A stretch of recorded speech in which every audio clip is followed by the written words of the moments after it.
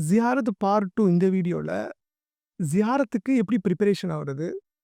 ஜியாரத் எப்படி பண்றதுங்கிறத பத்தி டீட்டெயிலா இந்த வீடியோல பார்க்க போறோம்.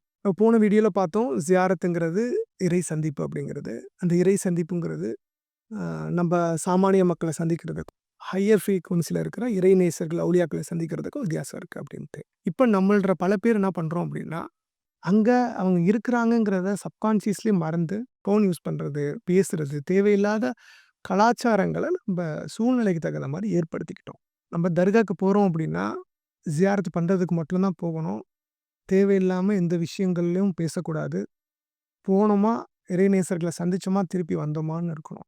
ஜியாரத் பண்ண போறோம், அவங்களே சந்திக்க போறோம் அப்படின்னு நம்ம முடிவு பண்ணிட்டோம் அப்படின்னா, வீட்ல ஒரு கம்முன்னு ஒரு 10 நிமிஷம்லேருந்து 1/4 மணி நேரம் எந்த சிந்தனையும் இல்லாம ஃபோன் எல்லாத்தையுமே நவுத்தி வச்சுட்டு கம்முன்னு உட்காரணும்.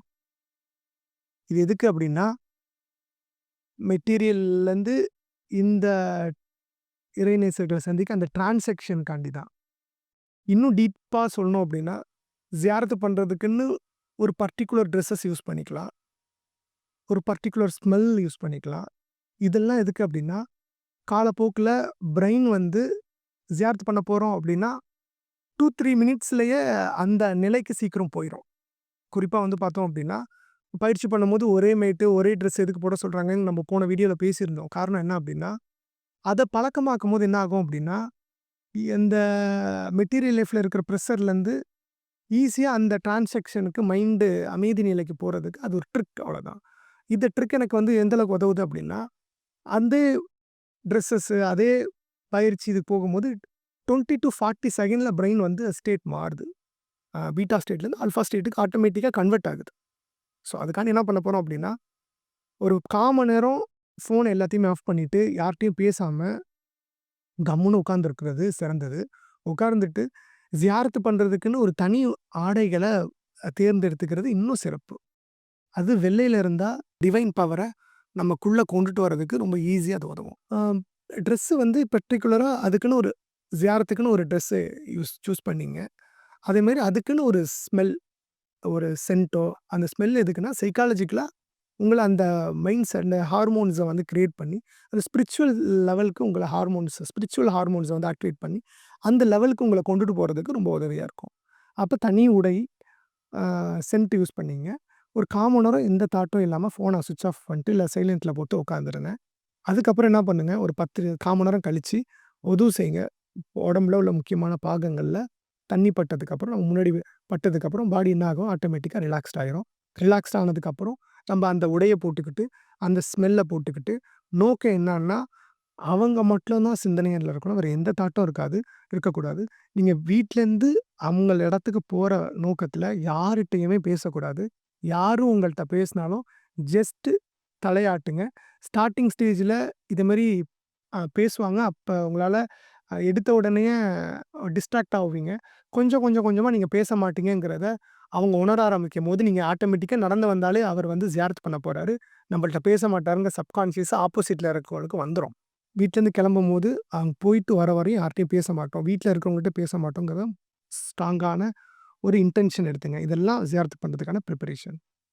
இந்த பயிற்சிக்கு பிரிப்பரேஷன் மெத்தட் சொல்லிக் குடுத்தோம். இந்த பிரிப்பரேஷனோட நம்ப தர்காக்கு வரும்போது, நமக்குள்ள ஒரு கேள்விகள் எழும். அந்த கேள்விக்கான பதில இத சொல்லிருவேன். என்னன்னா, அங்க விளக்கேத்தி இருக்கும். அங்க ஒரு ஸ்மெல் இருக்கும். அங்க பிரமிட் ஷேப்ல தர்காவ அமைச்சிருப்பாங்க. இதுக்கான நோக்கம் என்ன அப்டின்னா, இந்த பிரிப்பரேஷன்ல நீங்க தர்கா உள்ளக்க வந்தீங்க அப்டின்னா, விளக்குங்கிறது பாசிட்டிவிட்டிய உருவாக்கும். ஸ்மெல்லுங்கிறது ஸ்பிரிச்சுவல் தாட்ஸ உண்டாக்கும்.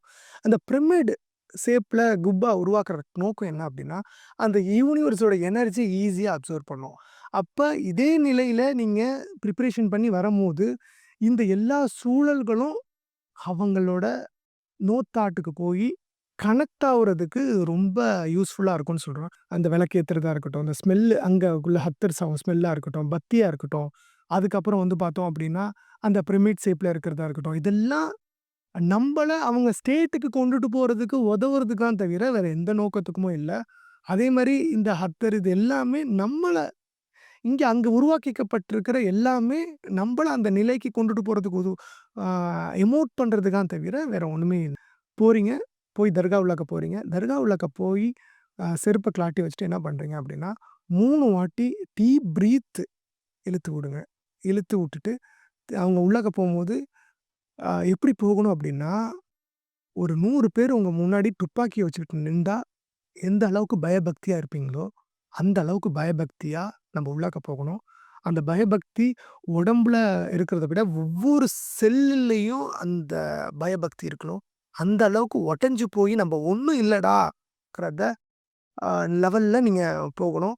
உள்ளாக்க போய் என்ன பண்ணுங்க அப்படின்னா, ஜஸ்ட் போய் நில்லுங்க. எந்த தாட்டும் இல்லாம ஜஸ்ட் எம்ப்டியா அவங்களோட இடத்துல போய் நில்லுங்க. எந்த தாட்டுமே இல்லாம ஜஸ்ட் நிக்கிறதுக்கான அர்த்தம் என்னன்னா, ஹஸ்ரத்தோட சீடர்கள் நெறைய வீடியோக்கள்ல சொல்லியிருப்பாங்க.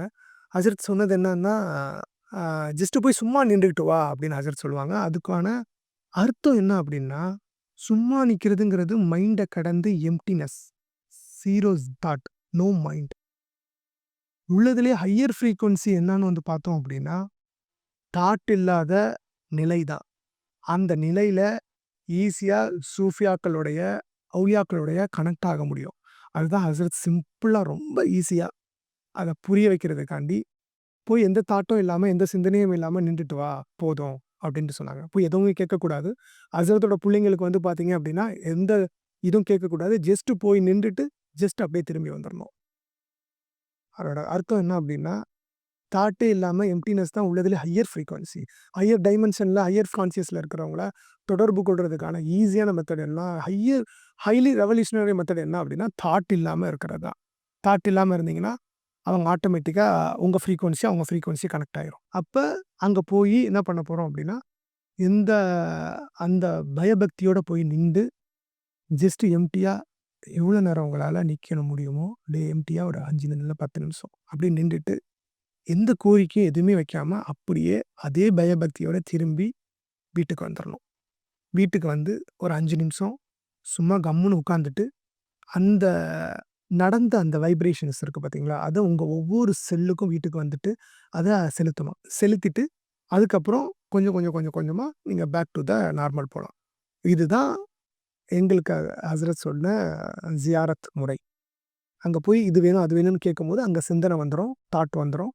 எந்த தாட்டுமே இல்லாம ஜஸ்ட் போய் அவங்கள்ட்ட அப்சர்வேஷன் பண்ணிட்டு வந்தோம் அப்படின்னா, அந்த இறை சந்திப்பு அந்த அவுலியாக்களுடைய தன்மை நம்மளுக்கு ஈஸியா காலப்போக்குல ட்ரான்ஸ்ஃபார்ம் ஆக ஆரம்பிக்கும்.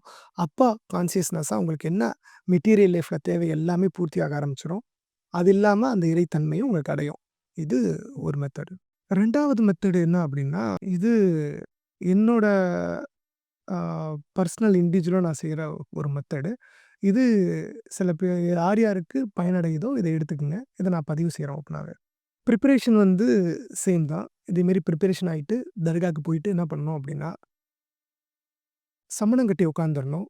சமணம் கட்டி உட்காந்துட்டு, ஒரு எந்த தாட்டும் இல்லாம எம்ப்டியா உட்காந்துரணும்.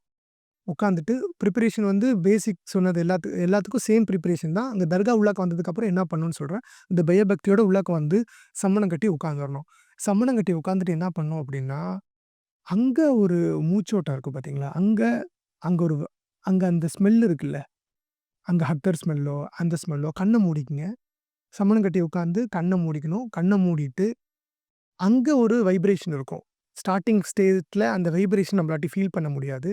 அதுக்கு பதிலா என்ன பண்ணலாம் அப்படின்னா, அந்த ஸ்மெல் இருக்குல்ல, அத்தரோட ஸ்மெல்லோ, அங்க உள்ள ஸ்மெல்லோ நம்மளாட்டி அ அ மூக்குல ஆ ஸ்மெல் பண்ண முடியும். கண்ண மூடிட்டு என்ன பண்ணணும் அப்படின்னா, அந்த ஸ்மெல்ல அவங்களுடைய வைப்ரேஷன் அப்படின்னு நெனச்சுக்கிட்டு, அந்த ஸ்மெல்ல உள்ளாக்க இழுக்கணுங்க. மூச்சோட அந்த ஸ்மெல்ல கலந்து மூச்ச உள்ளாக்க இழுக்கணும். அப்படியே டீப்பா உள்ளாக்க போகணும். ஒவ்வொரு செல்லுக்கும் அந்த அவங்களோட வைப்ரேஷன் போகுது அப்படிங்கிறத ஃபீல் பண்ணணும். உடம்பு முழுவதும் அவங்களோட ஃப்ரீக்வன்சி, அவங்களோட ஆரா வைப்ரேஷன் போறதுங்கிறத ஃபீல் பண்ணிட்டு, நம்ப உடம்புல இருக்கிற அழுக்கு எல்லாத்தையுமே அது வெளியாக்குது அப்படிங்கிறத ஃபீல் பண்ணி அப்படியே மூச்சு வெளியாக்கணும். ஃபர்ஸ்ட்டு உள்ளாக்க அந்த மூச்சு அந்த வைப்ரேஷன் உள்ளாக்க இழுக்கும்போது, அவங்களோட வைப்ரேஷன் அந்த பாசிட்டிவ் எனர்ஜி ஒவ்வொரு செல்லு உள்ளாக்க பூந்து நம்மளோட அழுக்கு டீடாக்ஸிஃபை பண்ணுது. உடம்பு நோய்களா இருக்கட்டும், மன நோய்களா இருக்கட்டும், இந்த உலகத்துக்கு தேவையா இருக்கட்டும், எல்லாத்தையுமே டீடாக்ஸ் பண்ணுது. திருப்பி நம்ப உடம்புல இருக்கிற அழுக்குகள எல்லாத்தையுமே வெளியாக்கி அப்படியே வெளியாக்குது. இப்ப 2 விஷயம் நடக்குது. கான்சன்ட்ரேஷன் மூச்சுல போயிரும். அந்த இத தொடர்ந்து பயிற்சியா பண்ணும்போது என்ன ஆகும்னா, ஈஸியா டிஸ்ட்ராக்ஷன் இல்லாம, நீங்க மூச்சோட கான்சன்ட்ரேஷன்லயே அந்த வைப்ரேஷன ஃபீல் பண்ணலாம். இப்படி பயிற்சியா பண்ண போது என்னென்ன ஆகும் அப்படின்னா, அவங்களோட வைப்ரேஷன் உங்களுக்கு புரிய ஆரம்பிக்கும். ஃபர்ஸ்ட்டு ஸ்மெல்லு புரியும். உங்களோட கான்ஷியஸ் லெவல் அதிகமாகும்போது, அவங்களோட வைப்ரேஷன் புரிய ஆரம்பிக்கும். அதுக்கப்புறம் வந்து பார்த்தீங்க அப்படின்னா, அந்த ஆறான்னு ஒண்ணு இருக்குங்க. அந்த ஆறா உள்ளாக்க நம்ப போக முடியும். அதுக்கப்புறம் அவங்களோட மூச்சோட்டம் எந்த லெவல்ல இருக்கோ, அந்த மூச்சோட்டத்துக்கு நம்ம மூச்சோட்டம் மாறி, அவங்களோட தன்மைகள் நம்ம ஈஸியா பெறுறதுக்கு ஒரு ஹைலி முக்கியமான இது ஒரு பயிற்சியா என்னோட அனுபவத்தில நான் பார்க்குறேன். யாரும் எனக்கு சொல்லிக் குடுக்கல. இது என்னோட பர்சனல் அனுபவம். இத நான் பயிற்சி பண்றேன். இது எனக்கு ரொம்ப எப்படி சொல்லுது? எனக்கு ரொம்ப ஈஸியா கனெக்ட் ஆகுது. இத நீங்க ஃபர்ஸ்ட்டு ஒரு 10 நிமிஷம், 20 நிமிஷம், 1/2 மணி நேரம், 2 1/4 மணி நேரம் வரையும் இந்த பயிற்சிய நீங்க தர்கால உட்காந்து செய்யணும். இது வீட்ல உட்காந்து செய்ற பயிற்சி இல்ல. தர்கால உட்காந்து செய்யணும். ஓகேங்களா? எந்த இமேஜினேஷனும் இல்லாம மூச்சு மூலியமா அந்த வைப்ரேஷன உள்ளாக்க கொண்டுட்டு போய் ஒவ்வொரு செல்லுக்கு கொண்டுட்டு போகணும். ஒரு கட்டத்துக்கு அப்புறம் வந்து பார்த்தீங்கன்னா, மூச்சோட சென்ஸ் அ மூச்சு கடந்து அந்த நிலைக்கு நீங்க போக முடியும். அது அனுபவத்தில நடக்கிறது. இது ஒரு நாள்ல நடக்காது. அது நீங்க பண்ண அது உங்களுக்கு கொண்டுட்டு போகும். இன்னொரு மெத்தட் இருக்கு. இன்னொரு மெத்தட் என்ன அப்டின்னா, இதுவும் ஹசரத் சொன்ன ஒரு மெத்தட் தான். ஆ ஃபெரோஸ் கான் அவங்க ஹஸ்ரத்தோட சீடர் கூட இத வந்து வீடியோல பதிவு செஞ்சிருப்பாங்க. "கண்ண போட்டு பார்க்குறது" அப்டின்னு சொல்லியிருப்பாங்க. அது இந்த நேரத்தில இந்த கோர்வையில அத பதிவு செய்யணும்னு நெனைக்கிறேன். என்ன கண்ண போட்டு பார்க்குறது அப்டின்னா, நம்ப அதே ப்ரிப்பரேஷன்ல தர்காக்கு வந்துர்றோம். தர்காக்கு வந்து சமணம் கட்டி உட்காந்து, ஆ அவங்களோட மஸார் ஷரீஃப் இருக்குல்ல, அந்த மஸார் ஷரீஃப ஜஸ்ட் கண்ண தொறந்து பார்க்குறோம். கண்ண தொறந்து பார்க்கும்போது, ஐம்புலன்களுக்கும் வேல குடுக்குறோம். இதுக்கு முன்னாடி உள்ள பயிற்சிகள்ல கண்ண மூடிட்டு இருப்போம். இந்த பயிற்சியில வந்து என்ன பண்ண போறோம் அப்டின்னா, கண்ண தொறந்து பார்ப்போம். கண்ண தொறந்து பார்க்கும்போது, நம்ம கண்ணு மூலியமா அத கவனிக்கிறோம். நம்மளோட தாட்டு மூலியமா கவனிக்கிறோம். நம்ம ஐம்புலன்கள் மூலியமா அத கவனிக்கிறோம். அப்படியே அத கவனிச்சுக்கிட்டு இருக்கும்போது என்ன ஆகும் அப்படின்னா, அந்த எல்லாத்தையுமே கடந்து நோ மைண்ட் உள்ளாக்க போயிருவோம். அப்ப என்ன ஆகும் அப்படின்னா, நோ மைண்ட்ல அவங்களுடைய தொடர்பு ஏற்படும். இது ஒரு முக்கியமான பயிற்சி. இத நீங்க பயிற்சியா பண்ணும்போது தான் இதோட எஃபெக்டிவும் உங்களுக்கு தெரியும். எந்த தாட்டுமே இல்லாம கண்ண தொறந்துகிட்டு பார்க்கணும். அதுதான் ரொம்ப கஷ்டம். ஓகேங்களா. ஏன்னா நம்ப கண்ண மூடிட்டு இருக்கும்போது பல தாட்டுகள் வரும். கண்ண தொறந்துகிட்டு இருந்தா பல டிஸ்ட்ராக்ஷன் வரும். நடந்து போவாங்க, இது போகும், இங்கே கவனம் போகும். எதுவுமே இல்லாம ஜஸ்ட் மஸார பார்க்கணும். கண்ண தொறந்திருக்கணும். நம்ம கண்ணு தொறந்திருக்கணும். மைண்டு அத பார்க்கணும். ஆனா அத கடந்து அந்த லேயர கடந்து உள்ளாக்க போகணும்.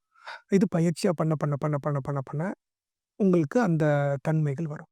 இந்த 3 ப ஜியாரத்து முறைகளையும் இந்த வீடியோல நான் வந்து ஷேர் பண்ணியிருக்கேன். இதுல எது உங்களுக்கு உங்க இண்டிவிஜுவலுக்கு செட் ஆகுதோ பயிற்சி பண்ணி பாருங்க. அந்த எதுல உங்களுக்கு செட் ஆகுதோ அத நீங்க எடுத்து, அது மூலியமா நீங்க அந்த தொடர்பை ஏற்படுத்திக் கொள்ளுங்க. என்னோட வருத்தம் என்ன அப்டின்னா, இவ்ளோ பெரிய சூஃபி நாகூர் எஜமானரா இருக்கட்டும், இவ்ளோ பெரிய மகான் அவங்க. ஆனா நம்ப அவங்கள கோர வுட்டுட்டு மேல உள்ள மனராவ பார்க்குறோம். மேல உள்ள குப்பாவ பார்க்குறோம். ஆர்க்கிடைப்ப பார்க்குறோம். ஆர்க்கிடைப்புக்கு உள்ள இருக்கிற அவங்கள நம்ப பார்த்து, அவங்க எப்படி வாழ்ந்தாங்க? அந்த வழிமுறைகள தெரிஞ்சுக்க இந்த ஜியாரத் முறைகள் உங்களுக்கு பிரயோஜனமா இருக்கும். இந்த கான்ஷியஸ்னஸ் உங்களுக்கு ஏற, ஏற, ஏற, ஏற, ஏற, ஏற அவங்களுடைய தொடர்புகள் உங்களுக்கு ஏற்படும். கனவுகள் மூலியமா இருக்கலாம். இல்ல அப்படின்னா ட்ரான்ஸ் மூலியமா இருக்கலாம். உங்களுக்கு அந்த டேஸ்ட் புடிச்சு அந்த சூழல அது உருவாக்கி குடுக்கும். இது எல்லாமே உங்களுக்குள்ள நீங்க இருந்த நிலைக்கு உங்கள கொண்டுட்டு போறதுக்கு தான் இது எல்லாமே உதவும். இப்ப நம்ம மைண்ட வச்சு ஒரு கண்டிஷனிங்கா தான் அந்த வாழ்க்கைய வாழ்ந்துகிட்டு இருக்கோம், பார்த்துக்கிட்டு இருக்கோம். இறைவன் நம்மள எப்படி படைச்சானோ, அந்த தன்மையிலேருந்து நம்ப உலகத்த பார்க்கவோ இல்ல, எதுவுமே பார்க்கல. அத பார்க்க வைக்கிறதுக்கு இந்த வழிமுறைகள் எல்லா விதத்திலயும் பிரயோஜனமா இருக்கும்னு நான் நம்புறேன். இந்த வீடியோ பத்தி உங்களுடைய கருத்துக்கள் என்னங்கிறத கமெண்ட்ல சொல்லுங்க. நீங்க என்ன மாரியான ஜியாரத் முறைகள் பின்பற்றிட்டு இருக்கீங்கங்கிறதையும் கமெண்ட்ல சொல்லுங்க. ஆ இன்னும் மறைமுகமான அட்வான்ஸான அ முறைகள் இருக்கு. அது எல்லாத்தையுமே பொதுவெளியில சொல்ல முடியாது. ஆ இந்த வழிமுறைகள பின்பற்றும்போது சில பேருக்கு ஆட்டோமேட்டிக்கா அந்த நிலைக்கு கொண்டுட்டு போகும். ஓகேங்களா? அப்ப உங்களுக்கு அந்த புரிதல் ஏற்படும். அந்த முறைகள உங்களுக்கு தெரிஞ்சுக்கணும் அப்படின்னு விருப்பம் இருந்துச்சுன்னா, எனக்கு கமெண்ட்ல சொல்லுங்க. அது சூழல் ஏற்பட்டுச்சுன்னா, நான் இண்டிவிஜுவலா உங்களுக்கு நான் அந்த அந்த வழிமுறைகளையும் நான் உங்களுக்கு சொல்லிக் கொடுக்குறேன். ஜியாரத்த பத்தியான அடுத்த பார்ட்ல ஜியாரத்த எப்படி பயிற்சியா பண்றது? அப்படிங்கிறத பத்தி டீட்டெயிலா பார்க்கலாம். அடுத்த வீடியோல சந்திப்போம்.